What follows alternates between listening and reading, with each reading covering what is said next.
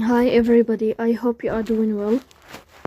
Today we will talk about how to fix or how to solve the problem of animation not working on Duolingo app. You will click on settings, then you will click on apps, default apps, app settings. Here you will search about Duolingo app and you will enter. Then you will click on first stop and you will click OK. Here you will enter to storage. Then we click on clear cache. Here we go to Play Store. You will search about Duolingo and you will enter. Here you will uninstall your app and you will install it again. So that's all. Don't forget to support us by like and subscribe.